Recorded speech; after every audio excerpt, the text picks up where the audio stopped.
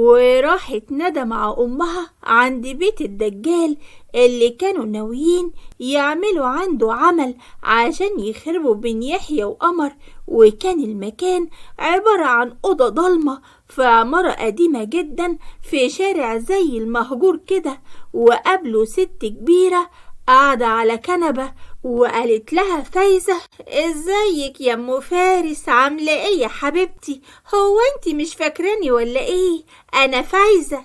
اهلا اهلا، انتي من المميزين عندنا يا ست فايزة. قوليلي بقى، بنتك خلفت وربنا عوض عليها ولا لسه؟ لسه والله يا حبيبتي، وجوزها قال ايه؟ عايز يتجوز عليها، وحاولنا نوقفه كتير بس هو مصمم ومنشف دماغه، وقالولنا مفيش غير الشيخ صادق حلال العقد.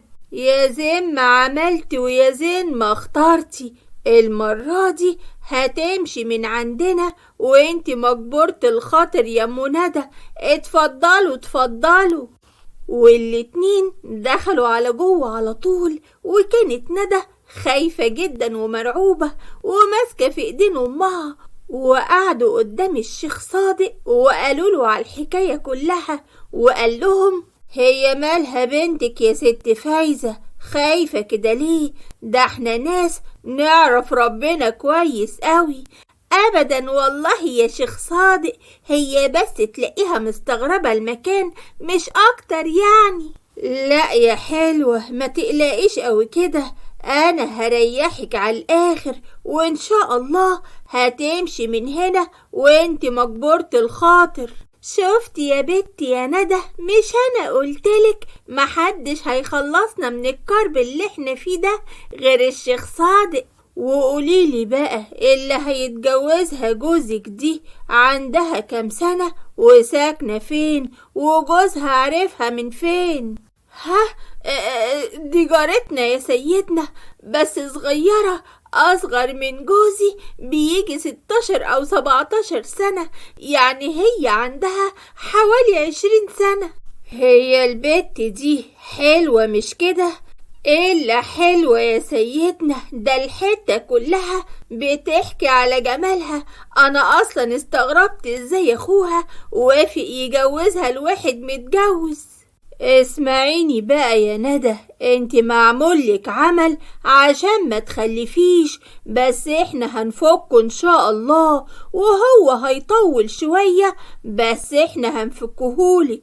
انا مستعدة اديك كل اللي انت عايزه، بس جوزي يكره البت دي، مش عايزاه يتجوز البت دي ابدا، ولا حتى تدخل بيتي، ولا حتى يحبها ولا يشوفها قصاده اصلا. اهدي يا بت، مش كده، والشيخ صادق ان شاء الله هيشوف لنا حل في اسرع وقت. امال طبعا انا هعملك ازازة مية مقري عليها تكبيها في اي حاجة وتشربيها لجوزك على مرتين 3 كده. المهم اوعي تخليه يشربها مرة واحدة، وبعد كده انتي هتشوفي بنفسك انه مش طايقها ابدا. طيب يا سيدنا، لو عملت كده وما تغيرش من ناحيتها، اروح فين بس واجي منين؟ تجيلي تاني ووقتها بقى هنلاقيلك حل، بس اطمني، المية دي مفيش حد اخدها مني الا وجه ومعاه الحلاوة. خلاص يا شيخ صادق، احنا اشتريناها، بس تمنها كام بقى الازازة دي؟ الحاجات دي انا عاملها لله، للناس الغلابة، والحساب بتاعها زي ما انتي عارفة يا ست فايزة بيتوزع على الناس الفقراء، واحنا في شهر كريم، وربنا يكتر من حسناتنا كلنا. ربنا يكتر من امثالك يا شيخ صادق. قولي بس تمنها كام عشان اسيبه بره مع الست ام فارس. مش كتير يا ست فايزة، هم 2000 جنيه وبس، وربنا يجعله في ميزان حسناتك. وخرجت فايزة هي وندى وادوا الست ام فارس الفلوس. وتاني يوم قبل الفطار بشوية دخل كمال البيت وقال: يا قمر، انت فين يا بت يا قمر؟ وانا خرجت من المطبخ وقلت له ايوه يا كمال. نعم، في حاجة؟ قوليلي يا بنتي يا قمر، انت ناقصك ايه في الجهاز بتاعك عشان اجيبهولك ونخلص منك؟ انا مش واخدة بالي بالظبط، ماما هي اللي بتجيب كل حاجة وهي اللي عارفة جبني ايه وناقصني ايه. وبعدين بقى معاك يا بنتي يا قمر، يعني هتفضلي كده؟ انا نفسي افهم هو جهاز مين ومين اللي مفروض ينقيه. خلاص يا كمال، هبقى اشوف النواقص ايه واقولك عليها، كده كده فاضل كتير قوي على الفرح. انا قابلت يحيى النهاردة واتفقت معاه ان الفرح يكون تاني يوم العيد الصغير عشان تلحقي تظبطي نفسك وتتعودي تفردي خلقتك دي، لان الجوازة دي هتتم. حاضر يا كمال، اللي تشوفه يا اخويا، بعد اذنك. وانا دخلت على المطبخ ودموعي نزلت على وشي، وسعاد اللي قربت مني وقالت لي خلاص بقى يا بنتي يا قمر، والله انت محسساني ان اللي اسمه يحيى ده بعبع وهياكلك. صعبان عليا نفسي قوي يا ماما سعاد، اخويا بيرميني الواحد متجوز عشان ما يسألوش على الورث بتاعي، ويحيى هيتجوزني عشان اجيب له حتة عيل. قمر فين بقى من ده كله؟ لا مش مهم رأيها او حتى هي عايزة ايه. ربنا يهونها عليكي يا قمر، ويمكن يحيى يكون بيحبك بجد وعايزك يا بت، مش عشان الخلفة وخلاص. ده بني ادم مش كويس ابدا يا ماما، ده لو كان كويس ما كانش اتجوز على مراته وكان اتحمل ارادة ربنا، ولو كان وحش برضه كان طلقها ورماها من زمان قوي وما كانش صبر عليها كل ده. والله اعلم يا بنتي تدابير ربنا فين. المهم انت ترضي بنصيبك مادام مفيش اي حاجة في ايديك تعمليها. يا ريت حتى اقدر اقول مش عايزة وحد منهم يسمعني، كله مش بيبص غير لنفسه وبس. وبعد الفطار في القهوة اللي في الحارة، يحيى كان قاعد مع حسن صاحبه اللي قاله انت مين قدك يا عم، متجوز وكمان خطبت اجمل بنت في الحارة كلها واخت اغنى واحد كمان، وبعد ما تتجوزها هتاخد ورثها اللي هو شيء وشويات. ما تحترم نفسك يا جدع انت وقدر اللي انت بتتكلم عنها دي هتبقى مراتي، وبعدين انا عيني مليانة ومش هتجوزها عشان اخد حاجة منها، لا ده انا هعيشها عيشة احسن من اللي هي عايشاها. ده انا المعلم يحيى، هو انا اي حد في الحارة ولا ايه؟ هو انت هتقولي ما انت كمان ابوك سايبلك شيء وشويات. الله اكبر في عينك يا عم، هو في ايه بالظبط؟ ما تطلع مناخيرك من حياتي بقى. اخصى عليك يا يحيى، ده احنا حتى ان شاء الله هنبقى اهل وقرايب. اهل ازاي يعني؟ انت تقصد ايه بكلامك ده؟ ما انا قررت ان اروح اخطب البت هنا بنت الحاج كمال. نعم، وده من امتى بقى ان شاء الله؟ هو انت يا ابني مش خاطب بنت الحاج فتحي؟ دي خطوبة تجيب الهم، لا هم معاهم ولا انا كمان معايا، انما بقى الحاج كمال انا ليا سكة معاه. وفي الوقت ده يحيى شاف ندى مراته جت ودخلت البيت، فوقف وقال انت حر في نفسك، انا مليش كلام غير اللي يخصني وبس، انا هروح البيت، يلا سلام عليكم. استنى بس، امال مين اللي هيحاسب على المشاريب دي؟ قول للقهوجي يضيفهم على حسابي يا حسن. انت ايه يا اخي، عظمة زرقاء ما بيهونش عليك الجنيه. ومشي يحيى وروح على البيت على طول، واول لما دخل لقى ندى قاعدة جنب امه، ولما شافته قربت منه وقالت حقك عليا يا يحيى، والله العظيم انا مش هعمل كده تاني ولا حتى هقرب من قمر. يا سلام، وانا ايه اللي يضمن لي بقى ان شاء الله؟ انا اللي اضمنها لك برقبتي يا قلب امك، عمرها ما هتعمل اي حاجة تزعلك تاني، ولو عملت انا اول واحدة هقولك سيبها تمشي من البيت. طيب يا ماما، هاتي شنطتك كده يا ندى. شنطتي؟ ليه يا يحيى؟ مالها شنطتي بس؟ ويحيى أخد منها الشنطة وفتحها وطلع منها إزازة المية اللي اداها الشيخ صادق، وقال لها: ايه ده يا ندى، معقولة نضفتي وبقيتي تحطي برفان كمان؟ ها؟ دي تركيبة من العطار عشان المغص اللي بيجيلي كل شوية. بطلي كدب بقى يا ندى، انا عارف كويس ايه ده، اكيد امك عاملالي عمل عند واحد من النصابين اللي انت بتروحي لهم. تاني يا بنتي يا ندى، مش انا مليون مرة اقولك اوعي تسمعي كلام امك في حاجة زي دي. حقك عليا يا يحيى، انا مش هروح عندهم تاني ولا هعمل اي حاجة. يا نهارك مش معدي يا ندى، يعني انت فعلا روحت عند الدجالين دول؟ لا لا لا يا خالتي، انا ما روحتش خالص، امي اللي راحت وقالت لي هتعمل لي عمل يخليك تحبني يا يحيى زي ما انت بتحب اللي ما تتسمى قمر دي. عمر الاعمال والسحر ما تخليني احبك ابدا يا ندى، انا من يوم ما اتجوزتك وانا بعاملك بما يرضي الله، وبعدي حاجات كتير واقول لنفسي معلش سرقتك لفلوسي اللي انت بتوديها لامك، واقول لنفسي معلش برضو دي خالتي ونكدك عليا ليل ونهار، وبقول برضو معلش عشان موضوع الخلفة ونفسيتها تعبانة، انما للصبر حدود. انا جبت اخري خلاص يا بنت الناس، واقسم بالله لو عرفت ان انت عملتي حاجة زي دي مرة تانية او حتى لوحدك يا ندى لا تبقي طالق مني بالتلاتة. وندى اللي اتصدمت من كلامه وقالت له: يا لهوي يا يحيى، يعني انت بتحلف عليا يمين طلاق؟ يعني دي اخرتها يا ابن خالتي؟ ما هو كله من عمايلك يا هانم، اسكت انت بقى خالص واسمعي كلامه. وانت يا يحيى ادخل يا قلب امك ارتاح لك شوية لحد ميعاد السحور. لا يا ماما، انا هشرب سيجارة في البلكونة وبعدين هروح انام.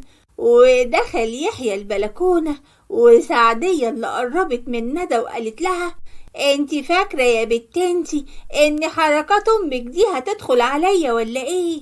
مش عايزاه يتجوزها يا خالتي، انا عندي اتطلق لكن ما يتجوزش البت دي ابدا.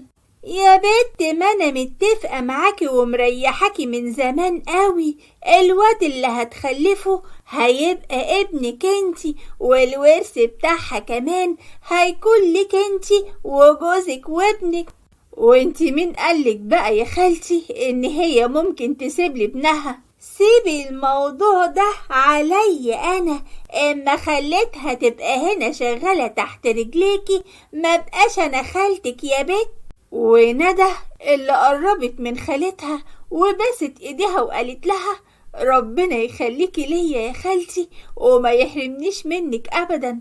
وفي شقة حسن اللي كان قاعد مع امه وقال لها انه عايز يخطب هنا بنت اخويا، وهي قالت له: يا واد حرام عليك، طيب ذنبها ايه البت اللي انت كنت معلقها معاك دي 3 سنين بحالهم؟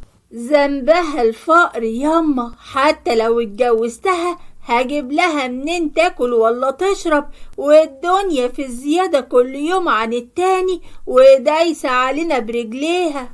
ارضى يا ابني باللي ربنا قاسمهولك، وهو اللي بيكرم وبيرزقك كمان، واشتغل بدل ما انت بتنام كده لحد الظهر، يوم تشتغل و10 مفيش.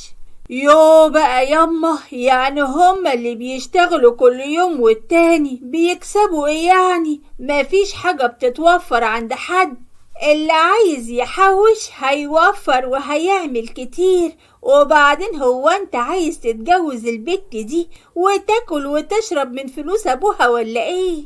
حاجة زي كده ياما، ولو مش هتيجي معايا عشان اخطبها يبقى هروح عندهم لوحدي، يبقى انا كده من غير اب ولا ام زي اللي مقطوع من شجرة. لا ازاي، هروح معاك طبعا يا حبيبي، بس لما تتجوزها شيل من دماغك اللي انت ناوي عليه ده.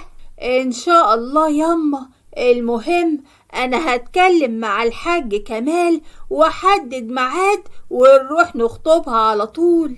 وفعلا حسن كلم كمال اخويا وحدد معاه ميعاد عشان يجيب امه ويجي عشان يتفق معاه على كل التفاصيل ويقروا الفاتحة. وانا في وقتها كنت واقفة مع سعاد مرات اخويا في المطبخ عشان اجهز معاها الفطار، وقالت لي وهي متعصبة: يطلع مين حسن ده كمان اللي هيرميله البيت، ولما اتكلم مع اخوكي يطلعني من البلد كلها. طيب يحيى وسكت وقلت راجل، وبرغم سنه الكبير غير انه هو معلم وكلمته مسموعة في الحارة كلها، بس متجوز يا ماما سعاد وكبير عني في السن، انما حسن صغير وواخد كلية كمان. لا وانتي صادقة صايع وما وراهوش غير القعدة على القهاوي. طيب بلاش كلامك ده بالله عليك يا مرات اخويا، عشان خاطر هنا زعلانة ومتضايقة جدا، بلاش تزوديها عليها. سيبي اللي في ايدك ده يا قمر وروحي اتكلمي معاها كلمتين يا بنتي، دي مش مبطلة عياط جوه في اوضتها. حاضر يا ماما، شوية وهاجي اكمل معاكي الاكل. قال قوليلي صحيح يا ماما، هما جايين النهاردة عشان يقروا الفاتحة ولا جايين يفطروا بس؟ والله يا بنتي ما انا عارفة، انا اول مرة اشوف في حياتي خطوبة على الفطار في رمضان. وانا سبتها ورحت على اوضة هنا على طول، ولقيتها قاعدة بتعيط، ولما دخلت الاوضة قفلت الباب ورايا وقلت لها: خلاص بقى يا هنا، كفاية عياط يا حبيبتي، العياط ده مش هيغير اي حاجة، اهدي كده واتكلمي مع ابوكي، وانت بنته اكيد طبعا هيسمعلك. انت جاية تشمتي فيا يا قمر مش كده؟ بس يكون في علمك محدش هيتجوز يحيى غيري انا، وبكرة تشوفي اللي انت عايزاه اعمليه يا هنا. انا لا فارق معايا يحيى ولا غيره، وانا غلطانة ان انا جيت لحد عندك عشان اطمن عليكي. واول ما جه الليل وصل حسن وامه وفطروا معانا، وجه معاهم يحيى وقروا فتحة هنا، وبعد شوية مشي هو ومامته، وانا رحت وقفت مع يحيى لوحدنا في البلكونة بعد ما هو طلب من اخويا، واخويا وافق على طول. كنت بكلمك في التليفون وما بترديش عليا، انا اخدت رقمك من اخوكي، مش بشوف الموبايل وهو بيرن يا يحيى. وماله يا قمر، هانت كلها اسبوع في التاني وهتكوني في بيتي، بس اللي ما يزعلش. هو انت ليه قلت لاخويا ان انت مش عايز ورثي؟ انت مالك اصلا بحاجة زي دي؟ عشان الناس فاكراني طمعان في ورثك يا قمر، فاكرين ان انا هتجوزك عشان كده، وانا اصلا عمري ما هبص لورثك ابدا، لان دي حاجة تخصك انتي واخوكي وبس. يعني ايه يا يحيى؟ يعني احنا لو اتجوزنا وانا قلتلك رجعلي حقي من اخويا مش هتعرف ترجعهولي؟ لا طبعا يا قمر، دي حاجة انا ماليش دعوة بيها خالص. امال انت هتبقى جوز ازاي وانت مش هتبقى عارف تجيب لي حقي؟ اكيد خايف من اخويا مش كده برضو؟ انا عمري في حياتي ما خفت يا قمر، وانتي حقك مع اخوكي، انتي وهو حرين فيه مع بعض، لكن انا ماليش ان انا اتدخل فيه. انا فعلا هبقى جوزك، وانتي هتبقي ملزمة مني اجيبلك حقك منه لو فكر في يوم يزعلك، وانتي على ذمتي. انما تقوليلي ورث وكلام فاضي، لا ومليون لا كمان. طيب اصل انا كنت بحسب ان فلوسي تهمك بما اننا يعني هنتجوز وكده. اسمعيني كويس يا قمر، انا راجل كسيب وبعرف اجيب الفلوس منين، يعني انا مش محتاج لفلوسك ولا حتى لفلوس اخوكي، ويا ريت ما تتكلميش معايا في موضوع الورث ده. انا ماشي بعد اذنك يا قمر. وفعلا سابني ومشي وخرج على بره، واخويا كمال وقفه وقال له: في ايه يا يحيى؟ انت كنت بتزعق جوه في البلكونة ليه؟ لا ابدا يا حاج كمال، انا بس هستأذنك وامشي لاني افتكرت ان انا عندي مشوار مهم. ومشي يحيى من عندنا، وجت سعاد تقولي وانا كنت لسه واقفة في البلكونة: انا عايزة افهم بقى دلوقتي يا بت يا قمر، الجدع كل ما يجي عندنا تقومي معصباه بالشكل ده وتخليه يمشي؟ انت ايه حكايتك بالظبط؟ هو انا كلمته يا ماما او حتى عصبته؟ هو حر في نفسه. ايوه انا سامعاه بوداني دول وهو بيتكلم معاكي بصوت عالي زي ما بيكون بيزعق، وفضلت اتكلم مع كمال عشان ما يسمعهوش ويطين عيشتك الليلة دي. انا لا عصبته ولا حاجة، هو اللي كل كلامه كده. وبعدين ده واحد الناس بتقوله يا معلم، عايزة صوته يبقى عامل ازاي يعني؟ والله انا شايفة ان الراجل ده شريكي وبيحبك قوي يا قمر، خلي معاملتك كويسة معاه عشان خاطر ربنا يا بنتي. انا معاملتي كده اذا كان عجبكم عن اذنك يا ماما انا داخلة على اوضتي. وانا سبتها ودخلت على اوضتي على طول. وسعاد شافت هنا قاعدة حزينة في الصالة وقربت منها وقالت لها: مالك يا بنتي يا هنا قاعدة شايلة طاجن ستك على دماغك كده ليه؟ أنا واحدة ومغصوبة على جوازة مش عايزاها، عايزة يبقى شكلي عامل ازاي؟ لو سمحت يا ماما سيبيني في حالي مادام مش قادرة تقفي جنبي. استغفر الله العظيم، يعني انا هلاقيها منك ولا من عمتك؟ انا مش عارفة اعمل ايه. الله يسامحك يا كمال. ومالها بقى الست قمر هي كمان مش عايزة يحيى، وكل ما يجي عندنا تمشيه متنكد. بقى قمر مش عايزة يحيى وانت بيدخل عليك الكلام ده برضو يا ماما؟ دي واحدة لئيمة وبتعمل الشويتين قدامكم دول عشان تتسهوك على يحيى ويفضل دايب فيها. بقولك ايه يا هنا، انا شكلي كده مش هخلص النهاردة، انا هروح اشوف ابوكي احسن. وسابتها سعاد وراحت لكمال، وكان باين عليها ان هي متضايقة جدا. وكمال قال لها: في ايه يا ولية انتي؟ مالك وشك عامل كده ليه؟ انا مش فاهمة بصراحة، انت بتعمل ليه كده مع بناتك؟ بعمل ايه بالظبط يا سعاد؟ ما تفهميني يا ولية. انت فاهم كويس قوي يا كمال، انا سكت وحطيت لساني جوا بقي لما غصبت اختك على واحد هي مش عايزاه، ومشيت كلمتك علينا كلنا وقلت النفس وماله يا بت، ده راجلك ودي اخته ويمشي كلمته عليها براحته. انما بنتك تغصبها على واحد هي كمان مش عايزاه؟ ليه يا كمال؟ ليه بتعمل في البنات كده وتظلمهم؟ هو انا لما اكون عايز استر بناتي ببقى بظلمهم يا سعاد؟ ما انتي عارفة ان جواز البنات سترة برضو. الجواز سترة للبنات اللي توافق ان هي تعيش مع ده او مع ده، انما الجواز عمره ما كان بالغصب ابدا.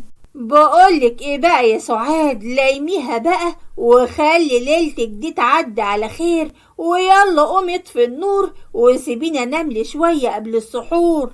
وفي البيت عند يحيى شافته ندى وهو داخل البيت ووشه مقلوب ومتضايق، ودخل على اوضته على طول وقربت من سعدية وقالت لها: شفت يا خالتي ابنك راجع من بره عامل ازاي؟ عامل ازاي يا بت؟ راجع قلب وشه على الاخر وشكله كده متضايق، اكيد نكدت عليه الحلوة، ما هو كان عندهم النهاردة. يا حبيبي يا ابني هيلاقيها منك ولا منها؟ الله، وانا مالي يا خالتي؟ انا مليش دعوة. ما هو يا قلب امه بيجي هنا انت تنكد عليه، يروح لها هناك البيت تتنكد عليه. منكم لله نسوان هم بصحيح. هو انا كلمته دلوقتي يا خالتي ولا انا الحيطة المايلة اللي في البيت ده؟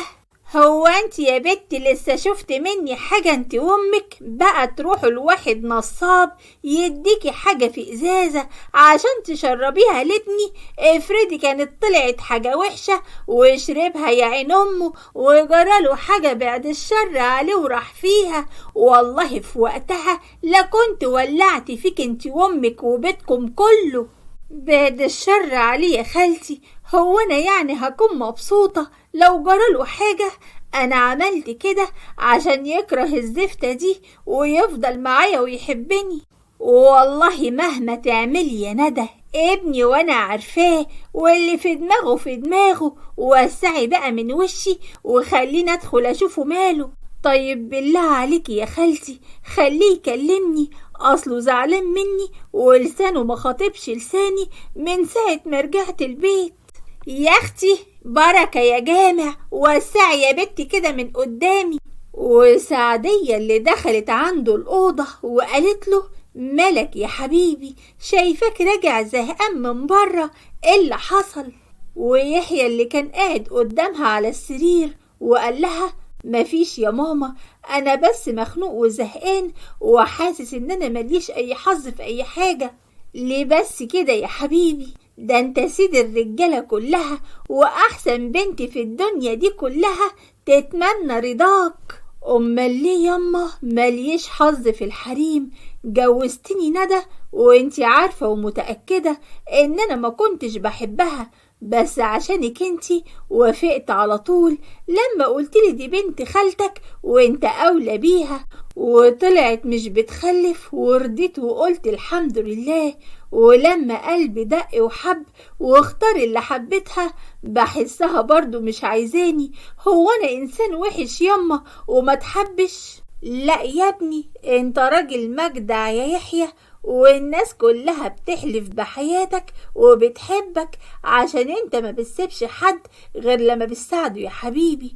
هو بس اختبار من ربنا سبحانه وتعالى عشان يشوفك هتصبر ولا لا. الحمد لله ياما اديني صابر اهو. وقبل ما ترد عليه دخلت عليهم ندى وقالت وهي عاملة نفسها بتعيط هو انت لسه زعلان مني يا يحيى؟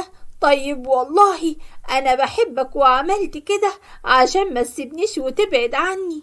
خلاص يا ندى انا مش زعلان، بس يا رب تعقلي كده وتبطلي الهبل اللي انت بتعمليه ده، وكمان تبطلي تمشي ورا امك. حاضر اللي تشوفه يا حبيبي. وتاني يوم صحيت سعاد من النوم وقالت لي ان احنا لازم ننزل عشان نشتري شوية حاجات في الجهاز، وانا رحت على اوضتي عشان البس. وسعاد قالت لهنا اللي كانت لسه صاحية ما تيجي تنزلي تنقي الحاجة معانا يا هنا، اهو بالمرة نشوف لك انت كمان حاجة يمكن تعجبك. لا مش نازلة معاكم، انزلوا انتوا مع بعض، وبعدين حاجتي انا اللي هنقيها بنفسي، ومش عايزة اللي اسمها قمر دي تبقى معانا واحنا بنجيبها. عيب الكلام ده يا هنا يا بنتي، دي برضو عمتك وما يصحش تقولي الكلام ده، ربنا يهديكي يا بنتي. وانا خرجت من الأوضة وقلت لسعاد انا جاهزة يا ماما. طيب يا حبيبتي يلا بينا ننزل. ايه ده، هي هنا مش جاية معانا ولا ايه؟ لا اصلها جالها صداع فجأة ومش هتعرف تلف معانا وهي صايمة. انا خلاص فهمت يا ماما هي مش عايزة تروح معانا ليه، عشاني انا. وفعلا نزلنا وفضلنا نلف طول اليوم ونشتري في الحاجات، ورجعنا البيت قبل المغرب بشوية، وكان كمال اخويا موجود في البيت وقال لي ها يا عروسة جبت اللي نفسك فيه، فرجيني بقى على الحاجات الحلوة اللي جبتيها. حاضر يا كمال هغير هدومي واجي افرجك عليها على طول. هي فين هنا عشان تقول رأيها كمان؟ هتلاقيها قاعدة في اوضتها يا بنتي، انا هنادي عليها. وسعاد ندهت على هنا وخرجت وهي بترد عليها من غير نفس وقالت نعم يا ماما، مش تيجي تتفرجي على الحاجة بتاعتي يا هنا وتقولي رأيك في الحاجات اللي جبتها؟ مش هتفرج على حاجة، وبعدين انا عارفة ان انت ذوقك وحش وبلدي قوي، ويمكن لو قلتلك رأيي مش هيعجبك ابدا، فخلاص بقى دي حاجتك وانتي حرة فيها. وانا اتملت عيوني دموع، وسعاد قالت عيب يا هنا الكلام ده حتى قمر ذوقها حلو وجايبة حاجات محدش جابها ابدا. مالك يا بنتي يا هنا، هو انت بتتكلمي مع عمتك كده ليه؟ ما تتعدلي بدل ما اقوم اعدلك. خلاص يا كمال، هنا عندها حق، وبعدين دي حاجتي وانا خلاص اخترتها، ملهوش لزوم اخد رأيها في اي حاجة. ربنا يهديكي يا هنا يا بنتي وتعقلي بقى. انا يا ستي مجنونة ومحدش ليه دعوة بيا خالص، مفهوم؟ ودخلت هنا على اوضتها وهي بتعيط.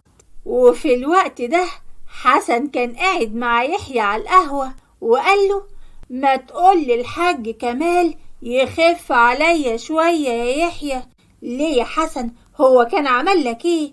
مفيش يا عم، اصل انا كل ما اقول له عايز اخد هنا ونخرج يقول لي ما عنديش بنات تخرج مع حد غير بعد كتب الكتاب. ما هو بيعمل معايا انا كده برضو، مش بيرضى يخليني اخد قمر ونروح اي مكان. ده راجل معقد على الاخر وخلاص هتخنق منه. لا وانت الصادق، الحاج كمال راجل محترم وبيخاف على اهل بيته، وانت بقى لازم تشيل بنته جوه عينيك. طبعا يا يحيى، دي هتبقى في عينيا وجوه قلبي. وفي شقة يحيى ندى كانت قاعدة بتتكلم مع امها في التليفون، وقالت لها فايزة وهي متضايقة بقولك ايه يا بنتي يا ندى، احنا لازم نروح للشيخ تاني. يا لهوي يما، تاني؟ انا لسه بقولك يحيى كشف الموضوع وشاف الازازة وكان هيخلي ليلتي مش معدية، تقومي تقوليلي نروح للشيخ تاني؟ ما انت اللي خايبة يا بت وسبتيه يفتش في شنطتك يا هبلة. اعمل له ايه يعني يا ماما؟ ما هو كان شاكك فيا، ولما حس ان انا قلقانة فتح الشنطة غصب عني، ده غير اللي خالتي عملته فيا. خالتك ليه؟ هي قالتلك ايه يا بت؟ قالتلي لو كان ابني شرب من اللي في الازازة ده وكان بعد الشر جراله اي حاجة كانت هتولع فيكي وفيا يما. واسم النبي حرص ابنها، كان هيجراله ايه يعني؟ اسمعي يا بنتي يا ندى، احنا لازم نروح تاني بأي طريقة. والله يما انا حاسة ان خراب بيتي على ايديك قريب قوي. بقى كده يعني انا بعمل كل ده عشان تبقي سعيدة في حياتك تقوليلي كده يا ندى؟ ماشي يا بنتي، انا اللي غلطانة، اقفلي. خلاص ياما ما تزعليش، حقك عليا ما قصدش. وفي بيتنا كنا كلنا قاعدين بنفطر، وهنا كانت بتبصلي بكل غل وحقد، وسعاد كانت واخدة بالها من بصتها ليا. ولقيت كمال بيقول حسن كل ما يشوفني يقول لي عايز اخرج مع هنا، وانا قلت له 1000 مرة مفيش خروج غير بعد كتب الكتاب. احسن برضو، انا اصلا مش عايز اخرج معاه. مش الواد حسن ده كان خاطب قبل كده برضو يا كمال؟ ايوه كان خاطب واحدة وما حصلش نصيب، وجه وقال لي ان عايز هنا بنتي لانه شايفها بنت محترمة ومؤدبة. ربنا يسترها بقى، مش عارفة ليه الواد ده بالذات مش مرتاحاله ابدا.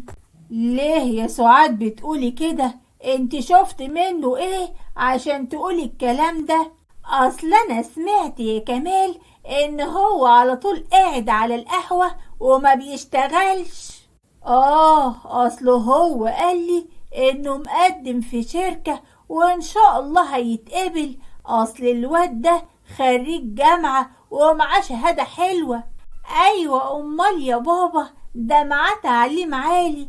الدور والباقي بقى على اللي مخطوبة لواحد معاه دبلوم صنايع. وانا وقفت وقلت انا شبعت الحمد لله، انا هدخل اوضتي يا كمال. وانا سبتهم ودخلت على اوضتي، وسعاد قالت لهنا مش تحسني ملفظك يا زفت انتي. هو انا قلت حاجة يا ماما؟ انا رايحة على اوضتي انا كمان. انا مش عارف البت دي حاسس ان هي مش طايقة قمر، بس ليه معرفش، ربنا يهديهم لبعض يا كمال. المهم قولي، هو يحيى مقالكش هيعمل فرح ولا لأ؟ قال لي طبعا، بس انا قلتله مفيش داعي يعمل فرح ومصاريف على الفاضي. يوه، ليه كده بس يا كمال؟ ده البنت لسه صغيرة وبنت بنوت، ومن حقها يتعمل لها فرح الناس كلها تحكي وتتحكى بيه. انت ناسية ان هو متجوز واحدة تانية يا ولية؟ ولما انت عارف يا اخويا ان هو متجوز وفي واحدة تانية على ذمته، بتوافق عليه ليه؟ بلا هم. شوفي الولية بتقول ايه، اللي عايزة غم ونكد وخلاص. ماليش دعوة يا كمال، البت لازم يتعمل لها فرح، انت سامع ولا لا؟ طيب خلاص، هبقى اشوف الموضوع ده مع يحيى. يا رب تهمدي بقى، انا مش واكل، ابقى اصفحي لوحدك. وفي شقة يحيى كان قاعد بيفطر مع مراته وامه، اللي سألته وقالت له: هو انت هتعمل فرح يا يحيى؟ انا بصراحة يا ماما عايزة اعمل فرح، عشان قمر لسه صغيرة ومن حقها تفرح زي البنات، بس كمال اخوها بيقولي بلاش. نعم نعم، وكمان عايز تعمل لها فرح يا يحيى؟ انت عايزني اموت بحسرتي ولا ايه؟ وايه اللي هيزعلك في حاجة زي كده يا ندى لما اعمل فرح؟ انا بجد مش فاهم. يعني انت عايز الناس تتكلم علينا وتقول ان انت بتعمل فرحك على واحدة تانية؟ انا مليش دعوة بحد، واللي يقول اللي هو عايزه. انا مش بسرق ولا خايف من حاجة.